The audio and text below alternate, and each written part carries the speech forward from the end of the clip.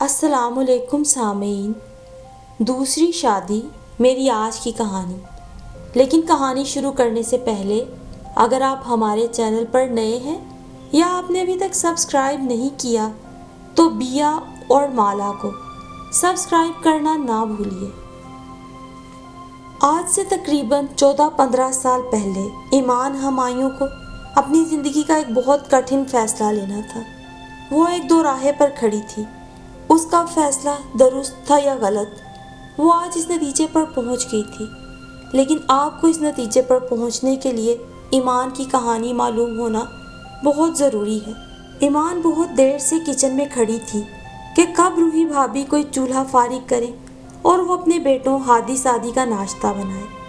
بالآخر جب ظفر بھائی نے ناشتے کی جلدی کی آواز لگائی تو بھابھی جلدی جلدی ٹرے میں چیزیں سجا کر انہیں ناشتہ دینے چلی گئی۔ ایمان نے موقع غنیمت جان کر جلدی جلدی 2 انڈے فرائی کرنے کے لیے رکھے۔ اتنی ہی دیر میں بھابھی واپس آ گئی۔ سلائس بریڈ کے شاپر سے نکال کر ابھی اس کا گرم کرنے کا ارادہ تھا کہ بھابھی تیزی سے اس جگہ آ کے کھڑی ہو گئی۔ اسے ہلکا سا دھکا دیا۔ وہ سمجھ گئی کہ اب اسے یہاں سے چلے جانا چاہیے، لہٰذا ٹرے میں 2 انڈے اور ٹھنڈے سلائس لیے۔ جب وہ بچوں کو ناشتہ کرانے آئی، ہادی نے تو جیسے کیسے ناشتہ کر لیا، لیکن سادی ٹھنڈے سلائس بالکل پسند نہیں کرتا تھا۔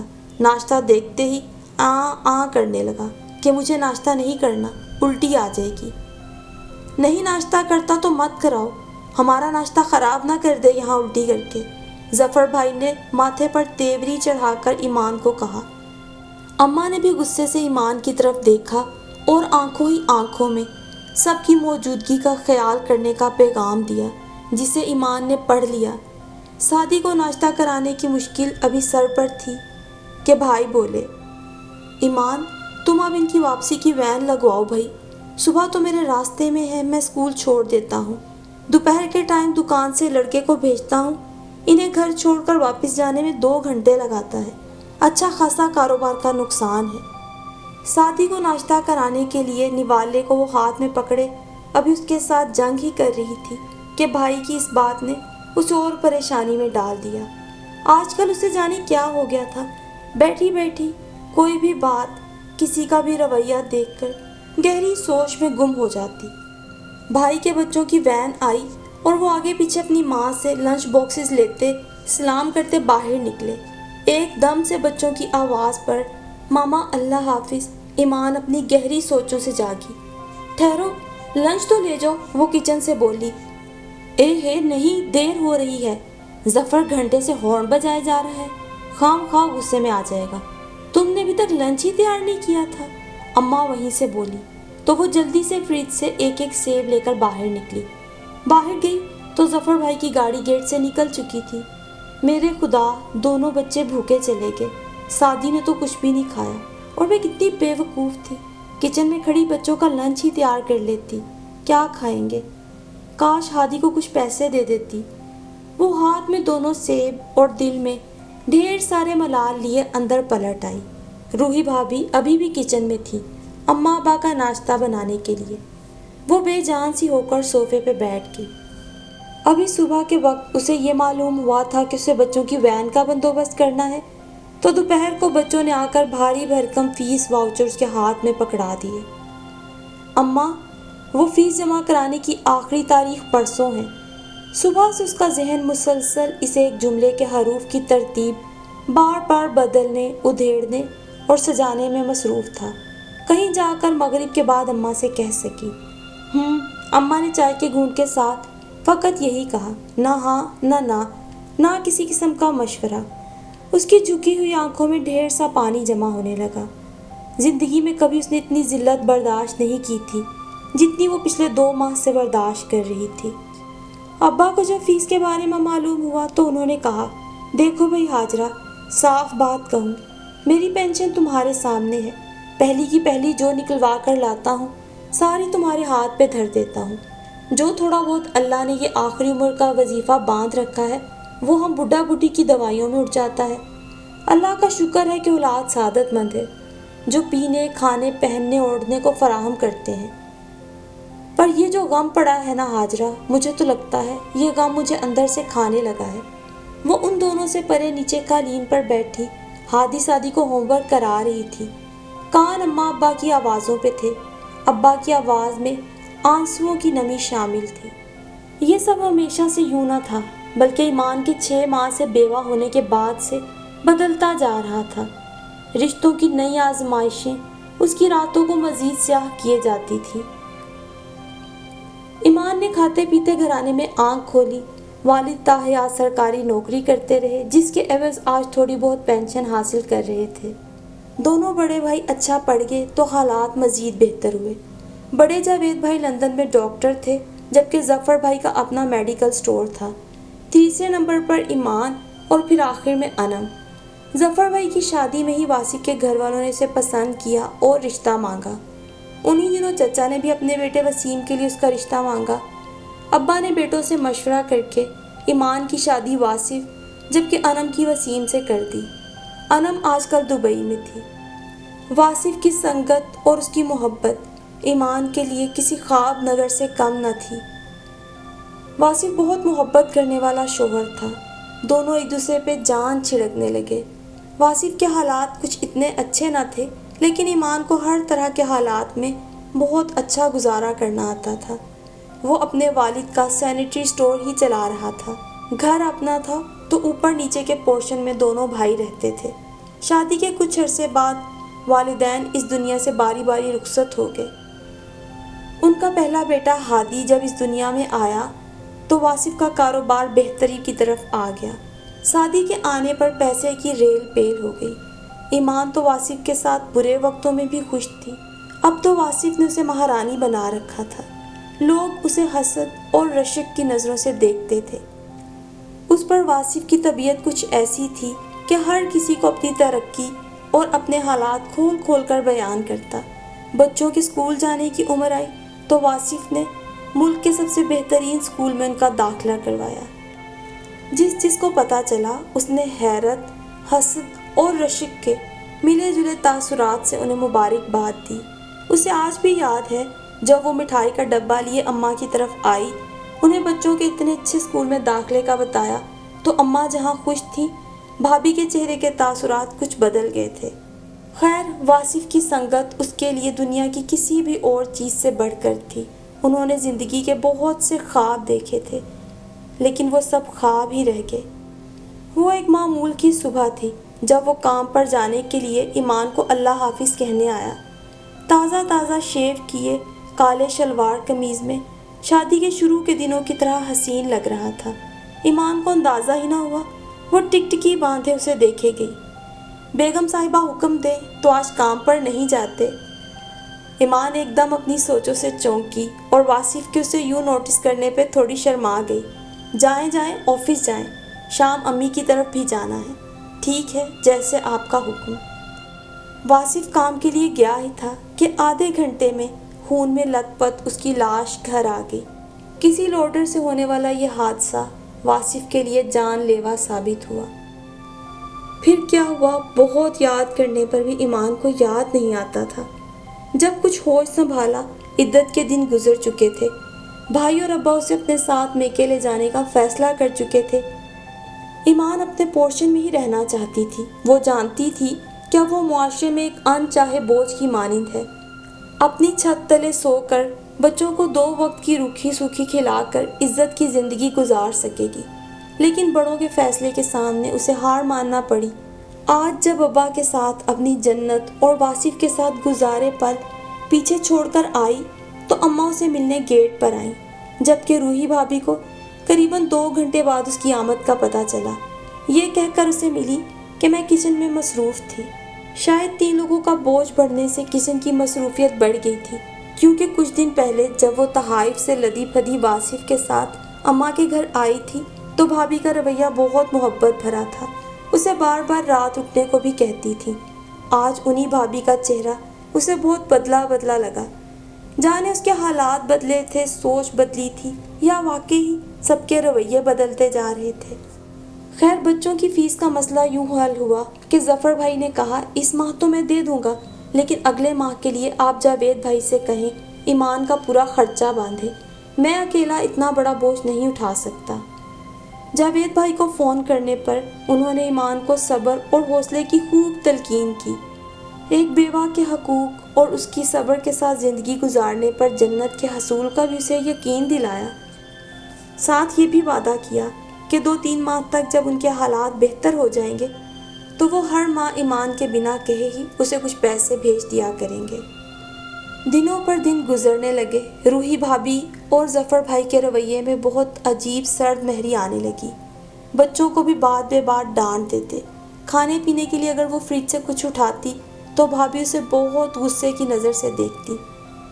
بھابھی کا چہرہ اس قدر بے تاثر اور سرد ہوتا کہ ایمان کی ریڑھ کی ہڈی تک میں سنسناہٹ ہو جاتی۔ اماں اسے اکثر کہتی کہ اس کی طبیعت اچھی نہیں، وہ امید سے ہے، کچن میں جایا کرو، اس کا ہاتھ بٹایا کرو۔ بھابھی کے پاس کچن میں آتی، ان کے چہرے کی طرف دیکھتی، کوئی بات کرتی تو وہ ہوں ہاں تک نہ کرتی۔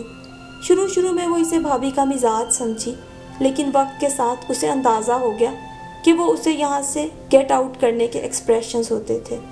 کوئی بات نہیں، ابھی اس کی طبیعت ایسی ہے، جب اس طبیعت سے نکلے گی خود ہی اچھی ہو جائے گی، اتنے لوگوں کا بوجھ بھی تو آن پڑا ہے۔ اماں اس کی آنکھوں میں چھپے موٹے موٹے آنسو دیکھ کر اکثر ہی ان کی وجہ کی وضاحت کرتی۔ FSC کے بعد ہی ایمان کی شادی ہو گئی تھی، اس لیے ابا سے جب نوکری کی اجازت چاہی، پہلے تو انہوں نے اتنی کم تعلیم پہ کسی اچھی نوکری نہ ملنے کا اسے یقین دلایا، اور پھر یہ کہا کہ بیوگی کے کچھ عرصے بعد نوکری کے لیے نکلو گی، لوگ کیا کہیں گے؟ باپ بھائی چند دن بھی بیٹی کو بٹھا کر نہ کھلا سکے، بس تم اگلے ماہ سے بچوں کو کسی سستے اسکول داخل کراؤ، میں اپنی پینشن سے ان کی فیس بھر دوں گا۔ بیٹوں کا کیا ہے، انہوں نے ہمیں سر ڈھانپنے کو جگہ دے رکھی ہے، یہی ان کا احسان ہے۔ ایمان اب رفتہ رفتہ سب کے سرد مہر رویے برداشت کرنے کی کوشش کر رہی تھی، جب اچانک سب کے رویوں نے ایک پلٹا کھایا۔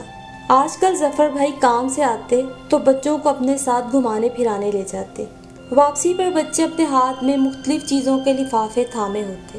بھابھی بھی اب بعض اوقات اس کے اور اماں کے پاس آ کر بیٹھ جاتی اور ادھر ادھر کی باتیں کرنے لگتی۔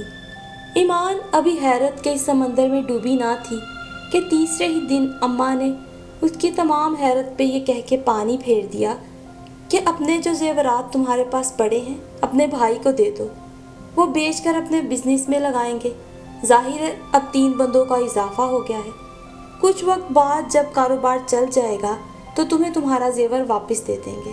پہلے تو ایمان نے سوچا کہ بھائی کو زیور دے دے، کیونکہ اس کے لیے ہرگز بھی زیور بھائی کی محبت سے بڑھ کر نہیں تھا، مگر اپنے بچوں کی روز بروز بڑھتی ضروریات کے پیش نظر اس کے پاس دنیا کی صرف یہی ایک واحد جمع پونجی تھی۔ آخر کار 2 دن 2 راتیں سولی پر لٹکے رہنے کے بعد اس نے اماں کو یہ کہہ کر انکار کر دیا کہ یہ اس کے یتیم بچوں کا واحد دنیاوی آسرا ہے۔ بس پھر کیا تھا، اب بھابھی اسے قہر آلود نظروں سے دیکھتی تو بھائی اس سے بات تک نہ کرتے، اس کے ساتھ مکمل طور پر بائیکاٹ کر دیا گیا تھا۔ اماں بھی اسے بڑی شاکی نظروں سے دیکھتی اور کہتی کیا تھا، سارا نہ دیتی، تھوڑا بہت بھائی کو دے دیتی، آخر 3 لوگ اس کے گھر میں کھا رہے ہو۔ گھر میں ابھی یہ سرد جنگ جاری تھی کہ اس سے چھوٹی انم کی نند کی شادی آئی۔ انم دبئی سے آ گئی، گھر پر رونق ہو گئی۔ ایمان کی حالت دیکھ کر انم بہت روئی کہ اس کی حسین اور جوان بہن کیسے سوکھ کر کانٹا ہو گئی ہے۔ وہ ایمان کو ہر دن اس بات پر منانے لگی کہ اگر اسے کوئی اچھا رشتہ ملے تو اسے دوسری شادی کر لینی چاہیے، کیونکہ روحی بھابھی کے رویے کو انم بھی بہت اچھی طرح محسوس کر چکی تھی۔ اب انم زبردستی اسے اپنے ساتھ شادی کے فنکشنز پر لے جانے لگی۔ مہندی پر تو وہ نہیں گئی، لیکن بارات پر انم نے اپنی مرضی کا ہیوی سوٹ نکال کر اسے تیار کیا اور لے گئی۔ ایمان جانتی تھی کہ شادی پر گئی تو سب اس کو ہی ڈسکس کرتے رہیں گے، اس کی بیوگی ہی موضوع رہے گی، اور وہی ہوا۔ اس کی بیوگی کی قبر میں یہ شادی آخری کیل کی مانند ہی ثابت ہوئی۔ بارات والے دن اس نے نوٹس کیا کہ وسیم بھائی کا چھوٹا قسیم اسے کافی گہری نظروں سے دیکھ رہا ہے، لیکن اس نے بچہ سمجھ کے اگنور کر دیا۔ ولیمے کا فنکشن خاصی دیر سے ختم ہوا۔ بھائی تو بس اپنی فیملی کو گاڑی میں بٹھا کر لے آئے، اسے گھر جانے کا پوچھا تک نہیں۔ انم نے اپنے سسرال میں ہی رات رکنا تھا، چنانچہ اس نے اپنے دیور قسیم سے ایمان کو گھر ڈراپ کرنے کا کہا۔ اس کے گھر جانے کا سن کر انم کے تینوں بچے بھی نانو کے گھر جانے کی ضد کر کے گاڑی میں بیٹھ گئے۔ یوں پانچوں بچوں نے گاڑی کی بیک سیٹ فل کر دی تو قسیم نے اس کے لیے فرنٹ ڈور کھول دیا۔ گاڑی تھوڑے آگے بڑھی تھی کہ سکون ملتے ہی تمام بچے سو گئے۔ اندھیرے راستے پہ پہنچے تو قسیم نے ایک دم اس کا ہاتھ تھام لیا۔ تم جانتی ہو ایمان، شروع سے تمہارا عاشق ہوں، لیکن بابا نے عمر کے فرق کو مد نظر رکھتے وسیم بھائی کے لیے تمہارا رشتہ مانگا۔ میں سوچتا تھا شاید یہ میری بد دعا ہی تھی جو تم وسیم بھائی کی بھی نہ ہوئی، لیکن یقین مانو ایمان، میں نے تمہیں کبھی بھی بد دعا نہیں دی، یہ سب اللہ کی طرف سے ہوا۔ تم جانتی ہو تم آج بھی اتنی ہی حسین ہو۔ ایمان اس سب سے بہت گھبرا گئی۔ اس نے اپنا ہاتھ چھڑوایا اور شیشے کے ساتھ چپک کر بیٹھ گئی۔ ایمان، میں آج بھی تم سے عشق کرتا ہوں۔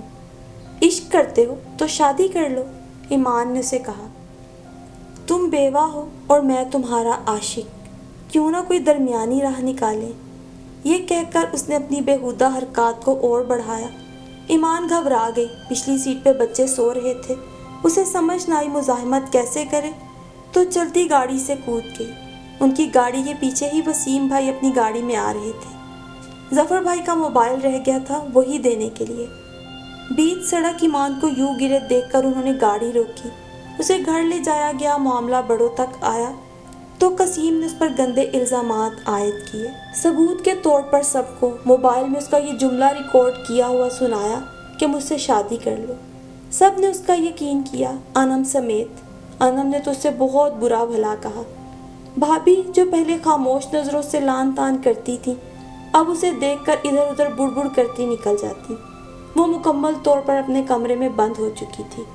ابا اماں اس پر یقین کرتے تھے، مگر دوسری بیٹی کے سسرال کا معاملہ بھی نازک تھا، سو مصلحتاً چپ رہے اور قسیم کو کوئی کچھ نہ کہہ سکا۔ سردی بڑھتی جا رہی تھی، بچوں کے پاس پہننے کو گرم کپڑے بھی نہ تھے۔ ایمان کی فکر بڑھتی جا رہی تھی۔ سعدی بیمار تھا، پیسے اس کے پاس نہ تھے، زیور بیچنے وہ گھر سے جا نہ سکتی تھی۔ اماں ابا اس کی یہ حالت دیکھ رہے تھے۔ ابا تو بالکل بستر سے لگ گئے تھے۔ ایک دن مسجد نماز پڑھنے گئے تو ان کے دوست نے باتوں باتوں میں اپنے چھوٹے بھائی کا ذکر کیا کہ اگر کوئی عمر رسیدہ یا بیوہ ہو تو میرے بھائی کے لیے اس کا رشتہ بتائیں، لیکن عورت خاندانی اور اچھی ہو۔ اس دن ابا بہت دن بعد میرے کمرے میں آئے، آنکھوں میں آنسو، چہرے پر بے بسی کی زردی۔ انہوں نے ہلکا سا ذکر کیا، بس وہ ایک لمحہ تھا۔ میں نے ابا کی بے بسی کو بھانپ لیا اور ہمایوں لاکھانی کے رشتے کو ہاں کر دی۔ سادگی سے نکاح پڑھوایا گیا اور راتوں رات مجھے ہمایوں کے ساتھ رخصت کر دیا گیا۔ ان کے کمرے میں بیٹھی ہوئی تھی، مجھے دیکھ کر حیران ہوئے۔ اپنے بڑے بھائی اور میرے ابا کی عقل پر ماتم کیا کہ جوان جہان بیوہ ان جیسے 50 سالہ بڈھے سے بیاہ دی گئی، مگر مجھے ان کے سفید بال اور ڈھلتی عمر کچھ نظر نہ آیا، بلکہ آج بہت وقت بعد کسی کو دیکھ کر دل کو یوں سکون ملا۔ پتہ نہیں چلا کب اتنی مدت کے بعد میں پرسکون نیند سو گئی۔ اس کے تو وہم و گمان میں بھی نہیں تھا کہ قدرت نے اس کے نصیب میں اپنا گھر، اور وہ بھی اتنا بڑا گھر، لکھ دیا ہے۔ صبح اٹھ کر وہ کمرے سے نکلی اور گھر دیکھنے کے خیال سے ادھر ادھر پھرنے لگی۔ گھر میں کوئی بھی نہیں تھا۔ کل صرف سادگی سے نکاح ہوا تھا اور رات کو اسے رخصت کروا کر لانے کے بعد سبھی چلے گئے تھے۔ آج شام کو 10-12 لوگوں کی ہوٹل میں دعوت تھی۔ بڑے بڑے خوبصورت کمرے، باہر کشادہ لان، اگرچہ وہاں گھاس پھوس پتوں کا نام و نشان نہیں تھا۔ گھر کے دروازے، کھڑکیاں، شیشے سب دھول سے اٹے ہوئے تھے۔ یہ مکان ہے اور مجھے اسے گھر بنانا ہے، اس کے اندر ایک عزم جاگا۔ کچھ دنوں بعد اس نے بچوں کو بھی بلوا لیا۔ ہمایوں یوں تو بہت اچھے تھے، بچوں کے معاملے میں بالکل برداشت نہ کرتے۔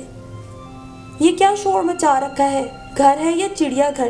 پٹا ڈالو ان بندر کی اولادوں کو، دھکے مار کر باہر نکال دو، زندگی عذاب کر دی ہے۔ وہ کچن میں بڑے چاؤ سے قورمہ، شامی کباب بنا رہی تھی۔ ہادی سادی لاؤنج میں بیٹھے کارٹون دیکھ رہے تھے۔ جب دونوں میں کسی بات پر تکرار شروع ہوئی اور ایک دوسرے سے جھگڑتے ہوئے انہوں نے کشن ایک دوسرے پر پھینکے ماما ماما کی آوازیں شروع کر دی۔ اسی وقت ہمایوں اپنے کمرے سے باہر آئے اور چلانا شروع کر دیا۔ بچے تو ان کی پہلی گراہٹ پر ہی کمرے میں بھاگ گئے۔ وہ کچن اور لاؤنج کے راستے کے بیچ میں کھڑی کی کھڑی رہ گئی۔ پٹا ڈالو ان بندر کی اولادوں کو، گھر سے نکال دو۔ اس کے کان سائیں سائیں کر رہے تھے، اور ایسا آج پہلی بار تو نہیں ہوا تھا، دوسرے مہینے میں شاید 17ویں بار ہو چکا تھا۔ وہ چلانے کے دوران مختلف جانوروں کی اولاد انہیں بنا چکے تھے اور وہ منہ سے اف تک نہ کرتی تھی۔ ہاں، بدتمیز ہوتے جا رہے ہیں، خام خواہ جھگڑتے ہیں، میں سمجھا لوں گی، آپ غصہ نہ کریں۔ وہ اندر آتے ہوئے بناوٹی مسکراہٹ چہرے پہ سجاتے بولی، ہاں ہاں سمجھاؤ ان کو، مجھے یہ شور شرابہ اور خام خواہ کی بک بک پسند نہیں، ورنہ ان کو ان کے نانا کے گھر بھجوا دو۔ انہوں نے آخر میں دھمکی دی۔ اس کی روح تک دہل گئی، ایسا تو وہ مر کر بھی قبول نہیں کر سکتی تھی۔ چائے بناؤں آپ کے لیے؟ وہ لہجے میں پیار بھر کر بولی۔ زہر لا دو کہیں سے، گھر میں آؤ تو ان کا شور سکون غارت کرنے لگتا ہے۔ وہ بڑبڑاتے ہوئے صوفے پر ٹی وی کا ریموٹ سنبھال کر بیٹھ گئے۔ وہ مجرم سی بنی بظاہر کھڑی مسکراتی رہی، حالانکہ اس کے بچے اتنے سہم چکے تھے کہ ہمایوں کی آواز سنتے ہی اپنے کمرے میں بھاگ جاتے تھے۔ لیکن اب یہ تو روز کا معمول تھا۔ ایمان اسے بہت مستقل مزاجی سے برداشت کر رہی تھی۔ جب ہمایوں بچوں کو ڈانٹتے، وہ ان سے اور پیار جتانے لگتی۔ وقت آگے بڑھنے لگا، اب بھابھی، بھائی، اماں، ابا بھی وقتاً فوقتاً اس کے گھر آنے لگے تھے۔ اس کا ٹھاٹ باٹ اتنا بڑا گھر دیکھ کر بھابھی کی آنکھوں کی حیرت چھپی نہ رہی تھی۔ خیر، وقت گزرتا رہا اور زندگی آگے بڑھتی رہی۔ ہمایوں کے ساتھ ایمان نے زندگی کی کئی بہاریں دیکھی۔ وہ ان کی حد درجہ خدمت کرتی، کیونکہ جیسا بھی ہو، ہادی سادی کو انہوں نے باپ بن کر قبول کیا تھا، ان کو اسی اچھے اسکول میں پڑھا رہے تھے۔ آج معاملہ بہت مختلف ہوا۔ دراصل ہادی کو ڈاکٹر بننے کا جنون تھا۔ FSC میں بہت اچھے نمبر لیے، اپنی منزل کے قریب پہنچا تو انٹری ٹیسٹ میں 2 نمبر کم ہونے سے MBBS میں داخلے سے رہ گیا۔ صبح سے اداس کمرہ بند کیے بیٹھا تھا۔ ایمان باہر الگ بے چین ٹہل رہی تھی۔ وہ بے بس تھی، اپنے بیٹے کے خواب کو پورا کرنے کے لیے کیا کرتی۔ لیکن حیرت اسے تب ہوئی جب شام میں ہمایوں آئے تو ایک بہت مہنگے پرائیویٹ کالج میں اس کے لیے سیلف فائنانس پر داخلہ کروا کر رسید لا کر ایمان کو تھمائی۔ کیا ہوا؟ حیران کیوں ہو؟ ہادی سادی تمہارے ہی نہیں، میرے بھی بچے ہیں۔ ہمایوں کے الفاظ سن کر اس کا جسم کانپنے لگا۔ ان کے اور تمہارے سوا کون ہے میرا ایمان؟ ایمان نے صوفے کو مضبوطی سے پکڑا۔ دراصل ایمان، تم ایک عظیم ماں تو ہو ہی، مگر ایک بہت پاک باز اور جنتی بیوی بھی ہو تم۔ جانتی ہو، تم نے عورت کے بارے میں میرے تمام غلط نظریات کو بدل کر رکھ دیا۔ میں تمہارے بچوں کو ڈانٹتا تھا کہ میرا بد رویہ دیکھ کر تم خود ہی میری پہلی بیوی کی طرح مجھے چھوڑ کر بھاگ جاؤ گی، لیکن حیرت مجھے تب ہوتی تھی جب تم مجھ پر مزید پیار اور توجہ نچھاور کرتی تھی۔ ایمان، تم نے حقیقت میں میرے مکان کو گھر بنا دیا۔ تھوڑی دیر بعد ہمایوں اٹھے، ہادی کو اس کے کمرے سے لے کر آئے۔ میرے ہاتھ سے وہ ایڈمیشن فارم اسے دلوایا۔ اس وقت رات کے 3 بج چکے ہیں، گھر کے تمام افراد سوچ چکے ہیں۔ میں بیٹھی سوچ رہی ہوں کہ اللہ کا شکر کیسے ادا کروں، جس نے مجھے مشکل وقت میں ایک بہت بڑا یعنی دوسری شادی کا فیصلہ کرنے کی توفیق دی۔ اگر میں آج اپنے بچوں کے ساتھ بھائی کے در پہ ہی بیٹھی رہتی تو عزت تو گنوا چکی تھی، جانے اور کیا کیا گنواتی۔